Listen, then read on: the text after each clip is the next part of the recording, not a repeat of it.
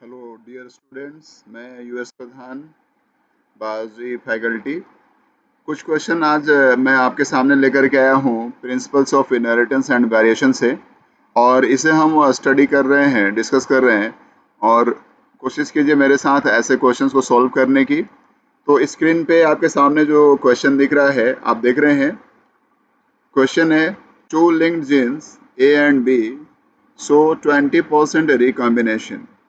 The individual of a dihybrid cross between AB crossed with AB shall show gametes. कैसे इस question को आप solve करिएगा, चलिए हम लोग डिस्कस करते हैं। आप नोटिस करके रखिए कि जो दो रिसेसिव एलिल्स हैं, ये आप जो देख रहे हैं दो रिसेसिव एलिल्स, तो क्वेश्चन में ये दो रिसेसिव एलिल्स हैं और इनके बीच में आप नोटिस कर रहे हैं कि 20% रिकॉम्बिनेशन क्वेश्चन में लिखा हुआ है। फिर एक क्वेश्चन है कि the individual of A dihybrid cross between this genotype and this genotype. तो एक आपको डाईहाइब्रिड क्रॉस का एक इंडिविजुअल डिराइव करना है सबसे पहले, तो जिसका एक पेरेंट इस जीनोटाइप का हो और दूसरा पेरेंट इस जीनोटाइप का हो। तो ऐसे दो जीनोटाइप वाले दो डिफरेंट पेरेंट का जो डाईहाइब्रिड प्रोडक्ट होगा, आप पहले ऐसे इंडिविजुअल का जीनोटाइप डिराइव कर लीजिए। तो क्वेश्चन के हिसाब से, जैसे ये आप जानते हैं, मान लीजिए इस जीनोटाइप को आप कैसे रिप्रेजेंट करेंगे।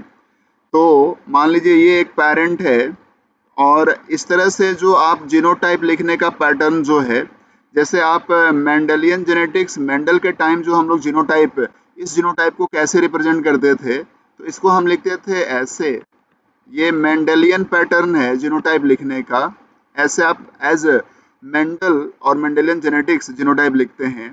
ये जो है लिंकेज का जब कॉन्सेप्ट आया, टीएच मॉर्गन की जब जेनेटिक्स में एंट्री हुई, तो हम लोगों ने पैटर्न लिखने का चेंज कर दिया और इस तरह से हम जीनोटाइप लिखते हैं।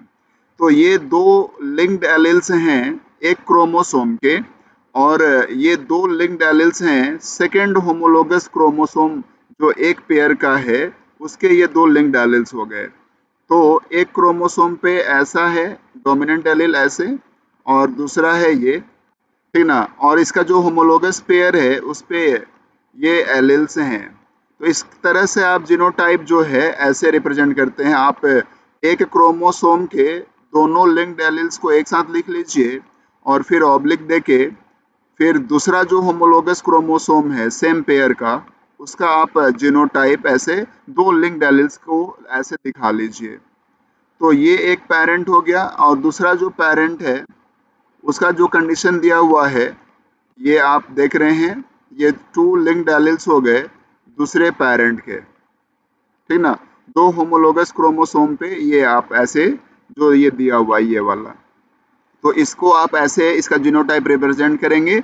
एक एक क्रोमोसोम के दोनों लिंक्ड एलील्स को आप लिख लीजिए, फिर ऑब्लिक देके दूसरा जो क्रोमोसोम है होमोलोगस पेयर का, उसके दोनों लिंक्ड एलील्स को आप लिख लीजिए। तो ये दो पेरेंट हो गए जो क्वेश्चन में मेंशन किए गए हैं, ठीक है। आप एक और याद रखिए कि मॉर्गन का जो टाइम है, तो इस तरह से हम रिप्रेजेंट करते थे जीनोटाइप को।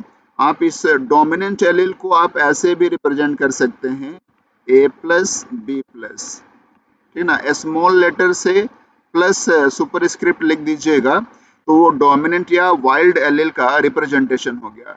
आप इसको आप ऐसे भी रिप्रेजेंट कर सकते हैं, और ऑब्लिक दे करके आप इसको ऐसे ए प्लस बी प्लस, या फिर आप सिर्फ प्लस प्लस भी लिख देंगे ऐसे प्लस प्लस, ठीक ना। तो भी ये जीनोटाइप रिप्रेजेंट हो जाएगा। जो डोमिनेंट होमोजाइगस होगा उसका आप इस तरह से जीनोटाइप लिख सकते हैं, ठीक है। रिसेसिव जीनोटाइप लिखने का ये तरीका है, ओके। तो आप चलिए हम लोग आगे इस पर डिस्कस करते हैं फर्दर। अभी जो क्वेश्चन है उसी के हिसाब से डिस्कस कर रहे हैं हम लोग। तो आप चलिए देखिए, ये जो इंडिविजुअल होगा ये हमेशा एक ही तरह का गैमेट प्रोड्यूस करेगा। Homozygous always produce one type gamete. तो भाई ये मैंने गैमेट्स बना दिया, लिख दिया ऐसे जी गैमेट्स, ठीक ना। आप किसी भी तरह की प्रोबेबिलिटी लीजिएगा, क्योंकि गैमेट्स हैप्लॉइड स्ट्रक्चर होते हैं, तो ये पेरेंट्स जो हैं, each parent one type gamete produce करेगा, क्योंकि ये होमोजाइगस है और ये गैमेट्स होंगे इस तरह के, ठीक है।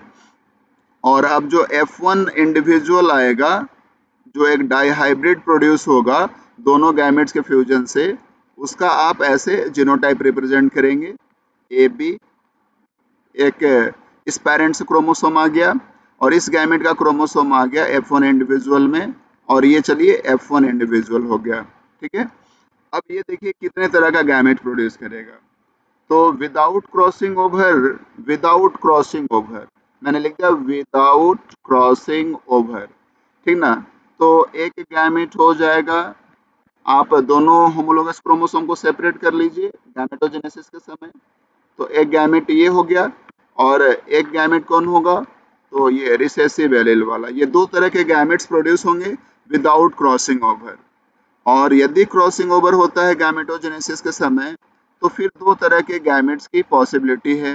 कौन कौन भी, तो एक हो गया ए बी, है ना। यहाँ पे क्रॉसिंग ओवर हो जाएगा, ऐसे आप जानते हैं गैमेटोजेनेसिस के समय क्रॉसिंग ओवर की प्रोबेबिलिटी है। तो एक तरह का गैमेट ऐसा हो गया, और दूसरे तरह का गैमेट कैसा होगा, तो ये ले लीजिए दूसरे तरह का जो गैमेट हो गया, ठीक है। तो ये दो तरह के गैमेट्स प्रोड्यूस होंगे बाय क्रॉसिंग ओवर। अब ये क्रॉसिंग ओवर से बनने वाले गैमेट्स हो गए। तो कहाँ क्वेश्चन में मेंशन्ड है कि क्रॉसिंग ओवर की जो पॉसिबिलिटी है वो 20% है गैमेटोजेनेसिस के समय। रिकॉम्बिनेशन ऑफ एलिल्स आप जानते हैं क्रॉसिंग ओवर का रिजल्ट है, और जो रिकॉम्बिनेशन ऑफ एलिल्स देखने को मिल रहा है गैमेटोजेनेसिस के समय वो 20% है। यानी 20% फ्रीक्वेंसी हो गई क्रॉसिंग ओवर का अकॉर्डिंग टू क्वेश्चन। यानी ये 20% गैमेट्स होंगे ऐसे, और ये 80% गैमेट्स होंगे ऐसे, ठीक है। तो इसमें आप कर दीजिए ये 80% में इसका 40% होगी अवेलेबिलिटी, और ये वाला 40%, चूंकि दोनों मिला करके ना 80% हैं। और ये जो होंगे 20% टोटल होंगे मिला करके, ये जो क्रॉसिंग ओवर से गैमेट्स बन रहे हैं, जिसमें 10% ये हो जाएगा और 10% ये हो जाएगा, ठीक है। तो इस तरह से आप जानते हैं इसको, आप जो ए बी आपने कैपिटल लेटर से लिखा है, इसको आप प्लस प्लस भी लिख सकते हैं। डोमिनेंट एलील को लिखने का ये तरीका है, या स्मॉल लेटर से ए और बी लिख के सुपरस्क्रिप्ट प्लस कर देंगे। इसको आप कैसे भाई लिखेंगे, ये तो लिखा हुआ है, ठीक ना। रिसेसिव एलील और रिसेसिव जीनोटाइप को एज यूजुअल मेंडेलियन जेनेटिक्स के अकॉर्डिंगली लिखते हैं, ठीक है। तो आप खोज निकालिए, ठीक ना, ये वाला, ठीक ना, 40% दिया हुआ है ना, ऑप्शन सी देख लीजिए आप, ठीक है। और ये 10-10, ठीक है। तो ये क्वेश्चन कैसे सॉल्व करेंगे, मैं उम्मीद कर रहा हूँ आप आसानी से ऐसे क्वेश्चंस को सॉल्व कर लीजिएगा आगे, ओके। चलिए अब हम लोग अनदर क्वेश्चन पे आते हैं, ठीक है। तो नेक्स्ट क्वेश्चन जो आपके सामने स्क्रीन पे, ये देखिए another question. The colorblind man marries a woman with normal vision whose father was colorblind। चलिए पहले इतना क्वेश्चन को हम डिस्कस कर लेते हैं। क्वेश्चन में कलर ब्लाइंड मैन है, और कलर ब्लाइंड मैन का आप समझ सकते हैं जीनोटाइप तो कंफर्म एक ही होगा, और उसकी शादी होती है एक नॉर्मल विजन की विमेन से। तो नॉर्मल विजन की विमेन है, तो उसमें जो दो एक्स क्रोमोसोम होंगे उस पे एक डोमिनेंट एलिल जो नॉर्मल विजन के लिए रिस्पॉन्सिबल होता है श्योरली प्रेजेंट होगा, क्योंकि क्वेश्चन में मेंशन है कि उसका जो विजन है वो नॉर्मल है। दूसरे एक्स क्रोमोसोम का आपको डिसाइड करना है, तो इसके एस्टिमेशन के लिए क्वेश्चन में मेंशन्ड है कि उसका फादर जो है वो कलर ब्लाइंड था, क्वेश्चन में जो विमेन है, ठीक है। तो फादर का आप जीनोटाइप कंफर्म, क्वेश्चन में जो विमेन है उसके फादर का जीनोटाइप कंफर्म यही होगा क्योंकि वो कलर ब्लाइंड था। और आप जानते हैं कि फादर से एक एक्स क्रोमोसोम, ठीक ना, क्वेश्चन में जो वुमेन है उसमें इनहेरिट होकर के आया होगा। यानी वो जो क्वेश्चन में वुमेन है वो हेट्रोजाइगस है कलर ब्लाइंडनेस के लिए, या कह लीजिए कैरियर है, खुद अफेक्टेड नहीं होगी, लेकिन उससे इनहेरिट हो सकता है कलर ब्लाइंडनेस का कॉजल एलिल उसके नेक्स्ट जनरेशन में। तो ये देखिए, जो ये तो आप जान ही रहे हैं, जो मेल है, मेल जो होते हैं एक्स लिंक्ड क्रोमोसोम्स के लिए या एक्स लिंक्ड जेनेटिक डिसऑर्डर्स के लिए, जो मेल होते हैं वो हेमीजाइगस होते हैं ऑलवेज, और फीमेल जो है वो होमोजाइगस या हेट्रोजाइगस हो सकती है। क्वेश्चन में जो वुमेन है वो हेट्रोजाइगस है कलर ब्लाइंडनेस के लिए, तो ये दो तरह का गैमेट प्रोड्यूस करेगा। कौन कौन दो तरह का गैमेट प्रोड्यूस करेगा भाई? तो एक एक्स कंटेनिंग, आप यहाँ कॉमा लगा दीजिए, ये दोनों गैमेट्स हो जाएंगे। जो हेट्रोजाइगस है वो भी दो तरह का गैमेट, भाई कौन सा दो तरह का गैमेट? तो आप कॉमा लगा दीजिए, ये एक गैमेट, ये एक गैमेट। अब चलिए आते हैं हम लोग, तो फर्टिलाइजेशन में ये प्रोबेबिलिटी देखिए, दो गैमेट्स के फ्यूजन की ये प्रोबेबिलिटी, तो रिजल्ट क्या आएगा ऑफ स्प्रिंग में? ये हो गया रिजल्ट, ठीक है। तो ये डॉटर जो कि नॉर्मल विजन की होगी, फिर इसी को आप ले लीजिए और इसके साथ प्रोबेबिलिटी चेक कर लीजिए। तो इसके साथ आप प्रोबेबिलिटी चेक करिएगा, तो भाई रिजल्ट क्या आ गया? ये भी डॉटर होगी जो कि कलर ब्लाइंड होगी। फिर आप इस गैमेट को लीजिए,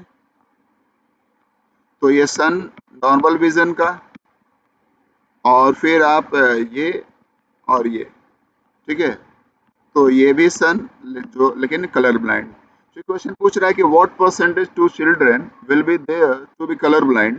तो आप देख रहे हैं कि total 4 type of individuals progenies इनके प्रोडक्शन मतलब प्रोड्यूस हो सकते हैं। ये इनके आपस में रिप्रोडक्शन से 4 टाइप ऑफ प्रोजेनिस की पॉसिबिलिटी है, जिसमें दो नॉर्मल विजन के दिख रहे हैं, ठीक ना, जैसे आप जानते हैं ये नॉर्मल, ये कलर ब्लाइंड, ये नॉर्मल और ये कलर ब्लाइंड। तो आउट ऑफ 4 2 पॉसिबिलिटी दिख रही है कलर ब्लाइंडनेस की, यानी 50% पॉसिबिलिटी है कि प्रोजेनिस जो होंगे वो कलर ब्लाइंड होंगे। ओके, समझ रहे होंगे आप क्वेश्चन, और ऐसे क्वेश्चंस उम्मीद करता हूँ कि आप सॉल्व कर लेंगे। ओके, चलिए हम लोग क्वेश्चन डिस्कशन को कंटिन्यू रखेंगे।